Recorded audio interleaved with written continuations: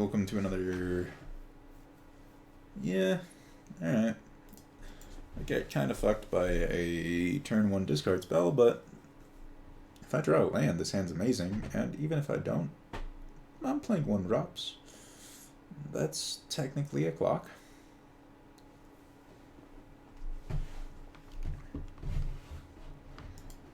Eldrazi Temples. I'm so glad he didn't chalice on 0. Ooh. Wow, this hand's amazing. I'm a genius for keeping.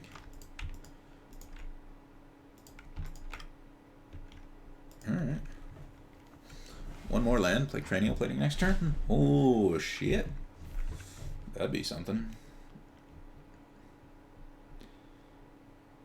Alright.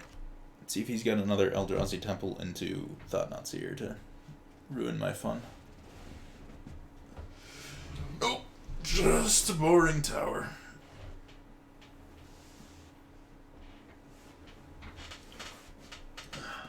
So, what'll it be?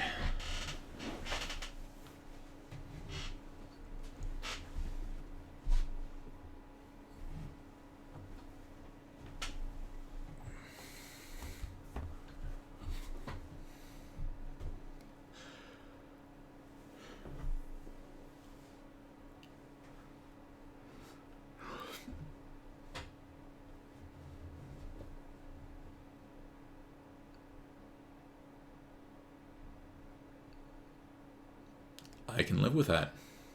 Especially if I draw land. I didn't draw land. Still playing Cranial Plating.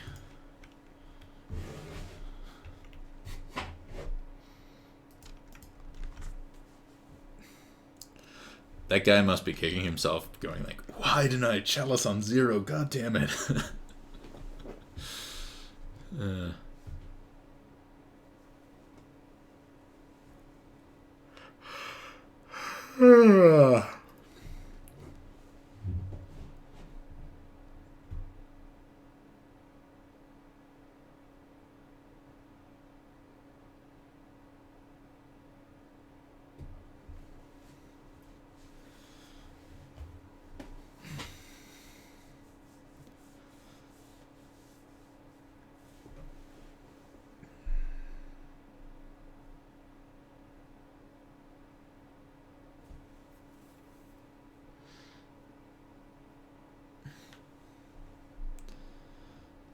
Okay, that's a Walking Ballista.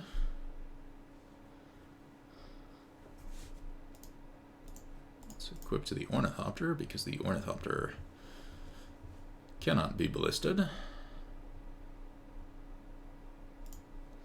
Play a Vault Scourge, because the Vault Scourge makes the Ornithopter bigger. And bash with everything. He probably shoots the Signal Pest now, or he blocks the Memnite and then shoots the Gingerbrute. One of the two.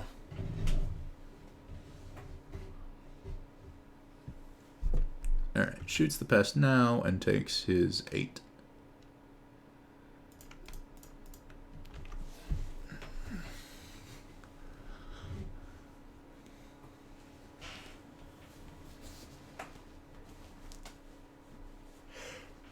I really don't see this guy making a comeback.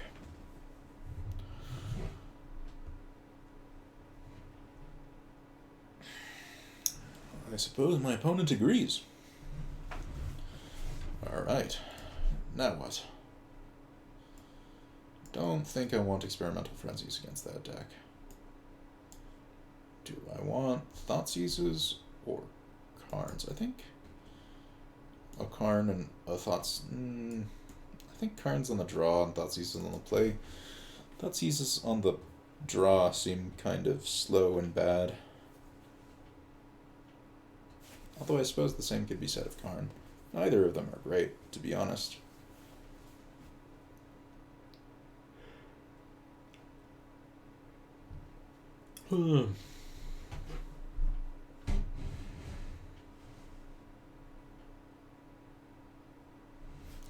So, you might be wondering, why no basics, and why no ink moths? suppose actually this is the last league, right? So I guess I'll say that after game 2, why I built the deck this way. Well, this hand gets totally boned by a whole bunch of stuff and cannot actually play the game. Should I keep it? That's probably a little too far. Alright, this is better. Bottom a Blink Moth. Still needs some serious work to do anything, but it doesn't fail quite as hard against Chalice on 0, which is why I mulligan the other hand.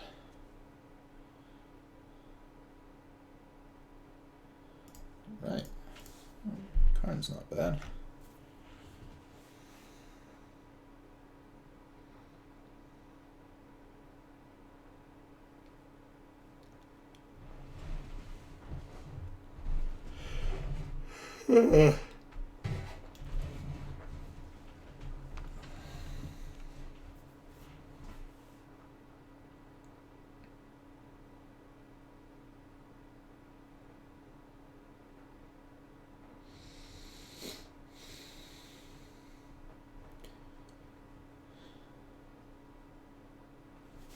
Oh, Chalice on 1.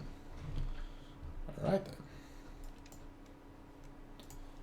Well, hello there, cranial plating. You have excellent timing.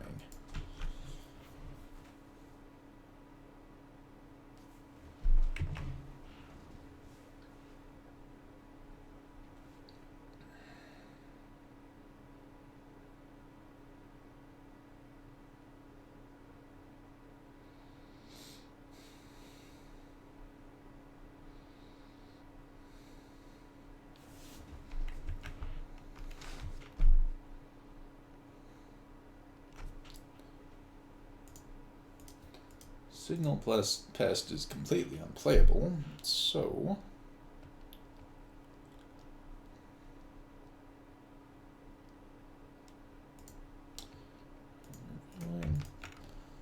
Let's see if my opponent has removal or not.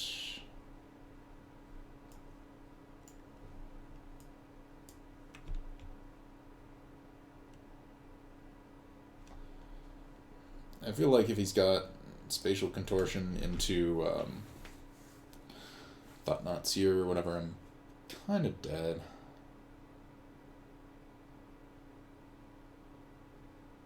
If he doesn't have Spatial Contortion, you know, then something could happen.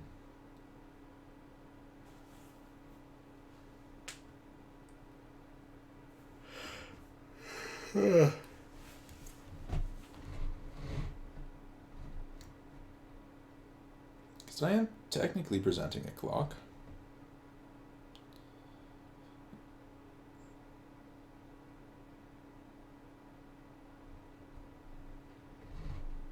I think this might be the longest game of the entire league.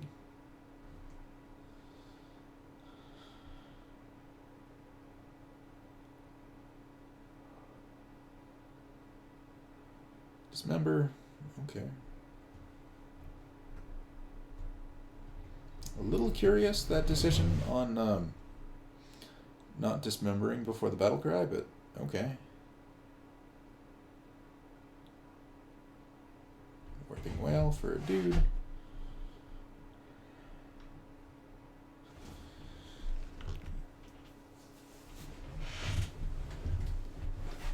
Get in the 1 damage, sack the dude, play Thought-Knot Seer. Okay.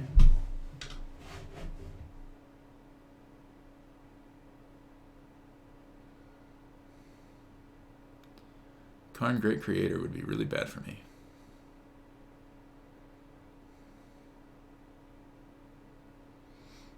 Okay, that's really bad for me.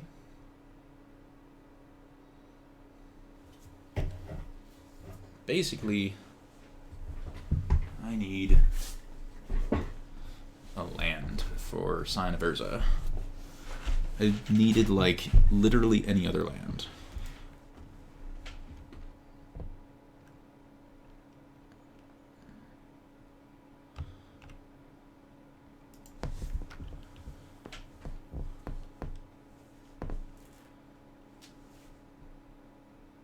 When he down takes Karn, I can Shrapnel Blast it, sacrificing this Citadel.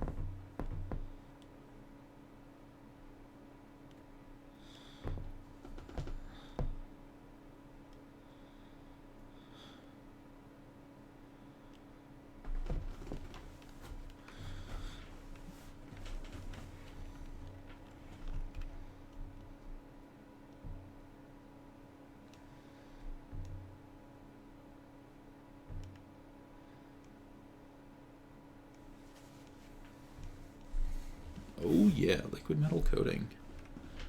Sure.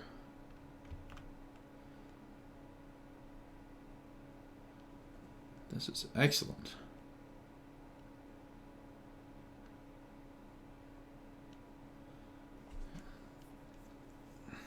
Truly excellent.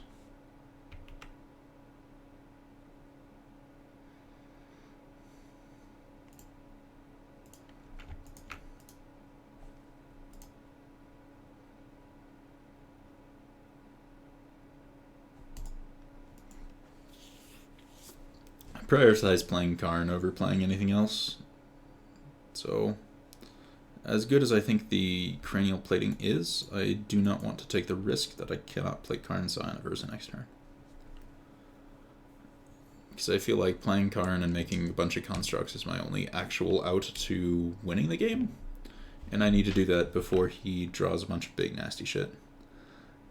I mean, the fact that I drew the Spire of Industry is a little unfortunate, but I still don't think the play was wrong.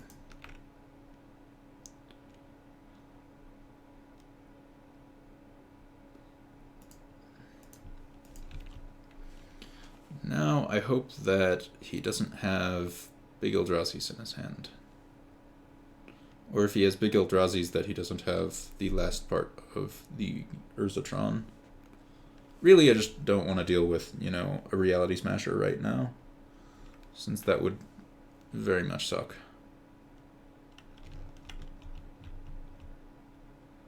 I am 1 mana short of being able to save that.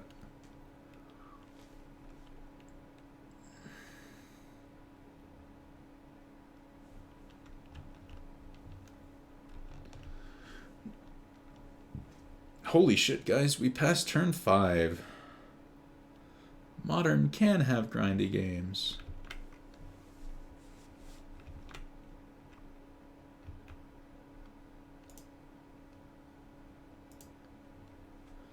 Make a construct. Make a Vault Scourge.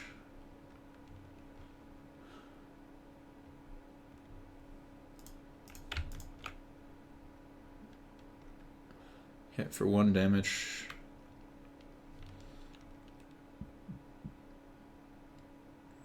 This way I can protect Karn, because I can double animate the Blinkmoth Nexuses to get the construct up to 5, which should survive even if he has a way to kill one of my things.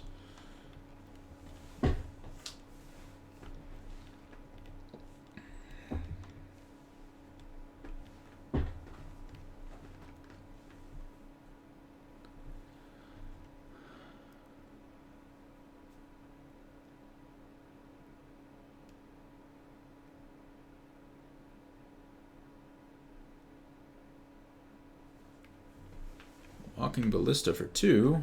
Fuck. That's not good. That's, like, really bad.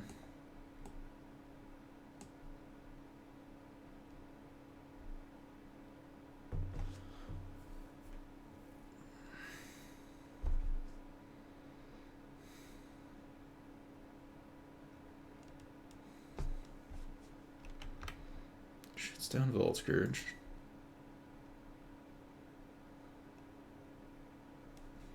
So I think if he attacks with Matter Reshaper, I block with Construct, animate both of these, and then he has to choose between killing a lot of my stuff or killing Karn.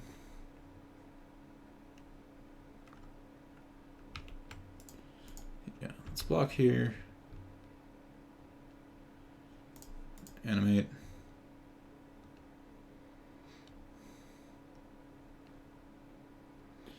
So he's basically put himself in a position where he's shooting Blinkmoth Nexus and trading these two for these two. And then I get to untap with Karn and 1 Blink Moth and 3 other lands. Unfortunately, Karn's plus is kind of bad since he can just give me any 0 or 1 drop that I hit off the top. And both of those do kind of nothing. But if his hit off Matter Reshaper bricks, and he doesn't do very much, then I could still get there. What's he reveal? Karn Great Creator. Lovely. Guess I'm gonna plus. That is definitely the best draw I could have gotten.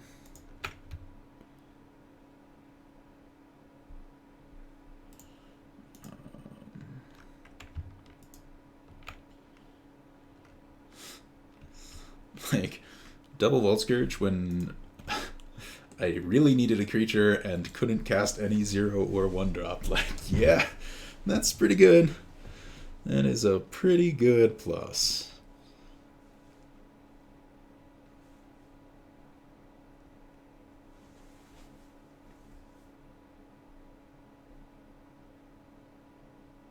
Ew. Alright, so he's got 5 mana to spend after the Karn itself.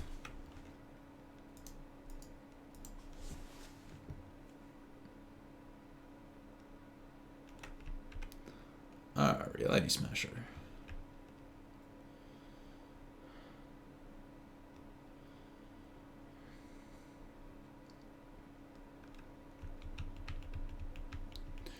Looks like Karn's dead.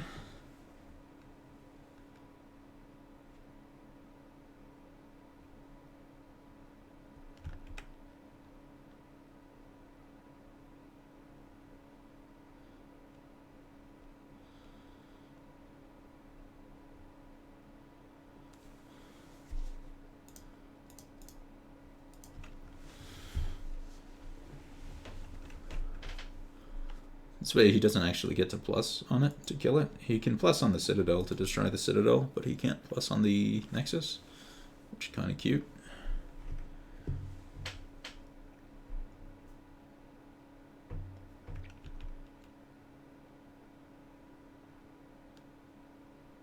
If I draw a land, I think I can kill Karn.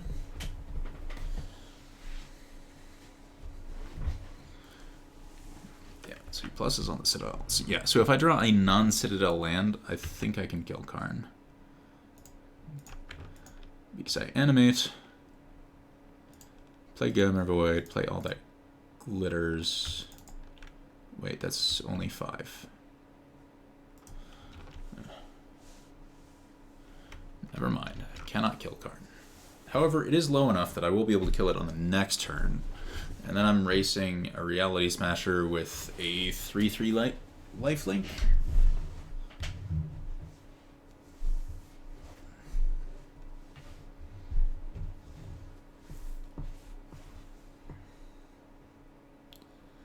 I mean, that's not the greatest position to be in, but if he bricks every turn for the rest of the game, maybe. The fact that he's got these 2 chalices out certainly is not making my life easier. So I'm certain he's going to Liquid Metal and then blink plus on Blink Moth. It's really... Oh. He could also kill all that glitters if he's savvy. Which he is not. But he could turn all that glitters into an artifact and then it basically dies once it stops being a creature.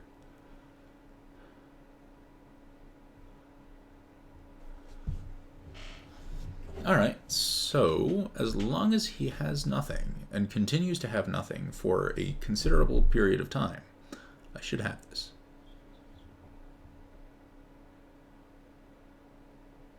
Drawing another All That Glitters or Cranial Plating here would be so gas.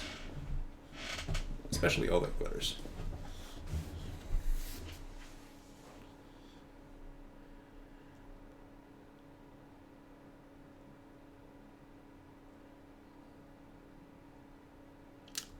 Or he could have another Karn. And I suppose if he's going to draw 3 Karn Greek Creator in the top 16 cards, then he's just going to wreck me. Okay then. Nice draw. Good times. Do I change anything? I did actually like Scion of Urza. Let's see, this is stubborn. Nah, I think this is actually fine. I think I just want to go fast. But this time I'm on the play. Hopefully I don't mulligan and I get to play 0 drops on turn 1, which is good because this hand is basically only 0 drops. Yeah, I guess I keep this.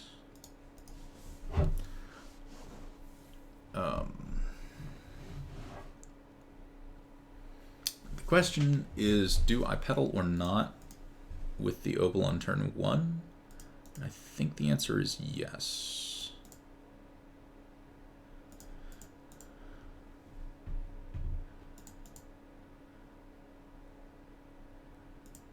I think the answer is indeed yes.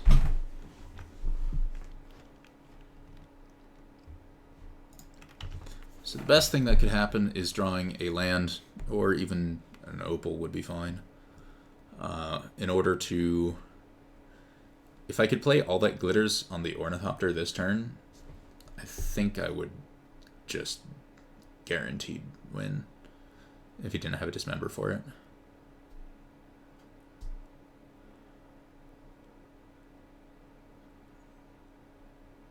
Chalice on 0, okay. Second Mox Opal, no longer a card that I would want to draw. Or third Mox Opal. So good. So incredibly good. Alright, is there the Dismember? No, there is not. Good game, sir. Well played. That was a fantastic draw.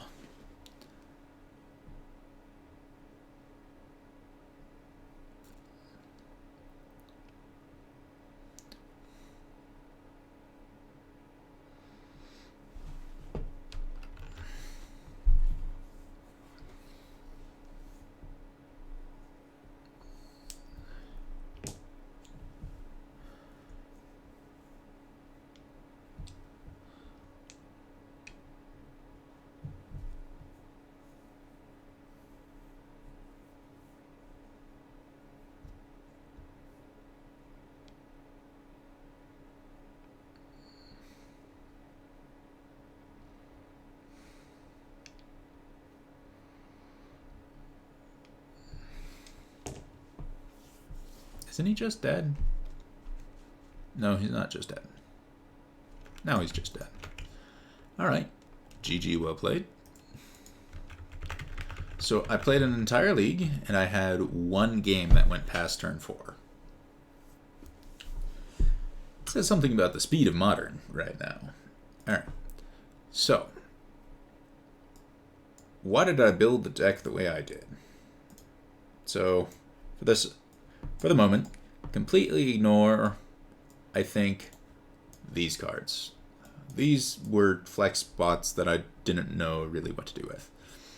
Notable things that we don't have. There's no Steel Overseer, there's no Arcbound Ravager, there's no Master of Ethereum, and there's no Etched Champion. Master of Ethereum is something I should actually probably consider in the place of some of this crap. So I probably should have put Masters in here. I think that's correct. Master of Ethereum, I think probably 3 is right. Yeah, this looks probably correct. And then in the sideboard, maybe like you keep a couple Experimental Frenzies, go down that. I did like the Copter. I thought it was pretty good that one game, but ultimately, yeah, no. So ignore the sideboard for now. We're just talking about the main deck. So, granted, I don't actually know what the specific metagame picture of Modern is at this moment. I know like Simic Wars is kind of everywhere. And other than that, I have fuck all clue about what is good and what isn't. But I do know about this about Modern. It is constantly getting faster and interaction is constantly getting worse. So, on the assumption that we want to go as fast as possible, our opponents are generally not going to be interacting with us, and we just gotta kill them before they do whatever their stupid combo is. And also, Oko is a thing, so we don't want to be stupidly vulnerable to Oko. How do you deal with this? Well, notable things is we want to cut down on the slowest cards that do have the least impact. We also want to cut down on... basically, we want the amount of mana we spend to be proportional to the amount of damage we get out of it. So all of these... whoops, let me move these Vault Scourges over. So these, they're free. We get some amount of damage out of our artifact creatures. Monk's Opal is just perfect. And then these are all at least attacking for 1. 7 of them have haste, so that's pretty good with cranial plating, all that glitters. And then Signal Past amplifies some things. Vault Scourge I still like just because in some of the racing matchups you do need some lifelink. And there's not really a better 1-drop than Vault Scourge that we could be playing that I'm aware of. But you can kind of see the idea is we want to spend very little amount of mana dumping as many creatures as we can into play, and then we want to amp them up with cranial platings and all that glitters. Why no Arcbound Ravager? Arcbound Ravager is shit at turning damage or mana into damage. So for 2 mana, you get a 1/1 that can eat your other creatures to make 1 more damage. Arcbound Ravager is not good at dealing damage in Affinity. It just isn't. What Arcbound Ravager is good at is making your opponent's removal really annoying, but people aren't playing removal, so that doesn't matter. And it's good at making your creatures hard to block because combat math. Well, nobody's blocking. Like, that's not a thing. I played an entire league. Did I see a single block? Like, once or twice, maybe? But even then, the only things people blocked with were creatures where they were played for their EGB and then the 2/1 body was left behind or something. So Arcbound Ravager is just not in a good spot. 2 mana for 1 damage is just unacceptably slow in a format where you're not getting a turn 5 ever. So don't play Arcbound Ravager. Okay, well, what about Steel Overseer? Steel Overseer has the problem where it's 2 mana and then it needs to untap, and then you get some amount of damage. Steel Overseer, I think, is actually better than Arcbound Ravager right now, but it still requires that you have a lot of creatures in play, and for those for the Steel Overseer to get to untap, it's just kind of like a little bit awkward. And also, you're not really getting 2 activations out of it because, well, the game's over.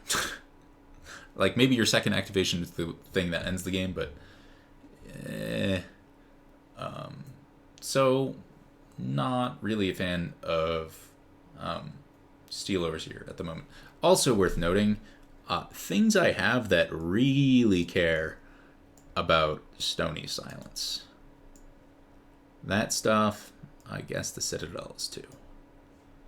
Things that just, like, kind of don't care about Stony, all of this. I mean, I don't know how much Stony Silence is running around, but that's kind of nice. And also, things that don't care about Oko. Like, these care about Oko, and these don't. These do sort of, and those all don't. So anyways, the reason that we cut... so once we've cut Arcbound Ravager and we've cut Steel Overseer, we're adding in these 1-mana cards, Gingerbrute, Bomat, Courier. We've lowered our curve significantly. And at the point where you've lowered your curve significantly, you know what you don't want to draw? Springleaf Drum. That card has always been awful. That card is just not good. It's been there so that you can get another artifact that's also a mana source, but it feels awful to draw in the mid-game. It's slow and clunky as all hell if you're not just playing it and a 0-drop on turn 1 to make it essentially free. And if we're not really going past... Yeah, I definitely think the Master of Ethereum was an oversight. I definitely should have had them in the previous match. But you don't want Springleaf Drum. Now, since we've cut Springleaf Drum, we've cut Arcbound Ravager and Steel Overseer. We both need more colored sources because we're trying to play this all that glitters nonsense. We're also trying to play Shrapnel Blast and Galvanic Blast. So we need more colored sources, and we also need more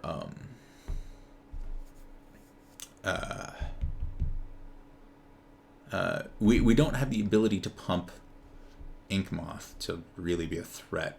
Like, we can't all-in Ravager onto it, so the only way to make Inkmoth actually threaten lethal anytime quickly is to equip Cranial Plating onto it, which at that point is a lot of mana and is slow, so that's why I swapped out all of the Inkmoths for Glimmer Voids. So I think that was a pretty good decision. I think Glimmer Void is better than Inkmoth in this situation. You need the colored sources. You don't really have the ability to use Inkmoth very well. And then no basics. There's not a whole lot of white that I'm aware of right now. I mean, maybe there is and I don't know about it. And Field of Ruin and Path to Exile and Ghost Quarter all seem kind of slow. I think, like, just making sure that my lands are good lands when I draw them and not trying to hedge around any of those search for a basic land effects is probably better. And since my curve is lower, since these are all basically ones, right? This is the curve. Zeros, ones, twos. I mean, Cranial Plating is actually a 2.5, and then these are 3s. So this is a really low curve. I don't think we need more than 20 mana sources. Sideboard, I just kind of put a random smattering of nonsense that I thought might have utility. I feel for the most part you're just kind of blind racing at your opponent and praying that you get there first. Sideboard definitely requires more of knowledge of the metagame to construct like a good, solid, all-around sideboard. But for the most part, you're just bum rushing them and hoping that you're a faster aggro than whatever the hell nonsense they're doing. So, I don't know. Maybe I'm right. Maybe I'm wrong. I haven't played Modern in months. I've been having fun with Pioneer, and I've been doing a lot of work, so I don't know. That's my 15-minute impression of the format. Maybe it's useful to you, maybe it's not. But good luck with Affinity.